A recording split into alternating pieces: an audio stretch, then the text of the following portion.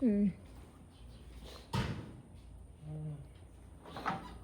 Mấy cái mái nhà này nó xét gì mình maintain nó bằng cách nào ha? Mình sơn hả?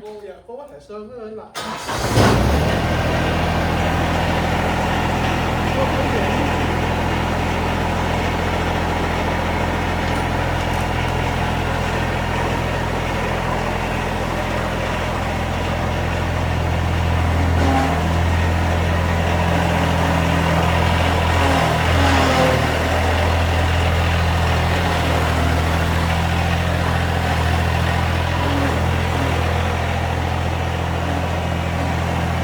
Rồi, có thể nhiều nhiều rồi đó. Good, good, good.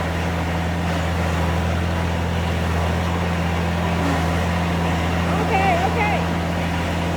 Đó.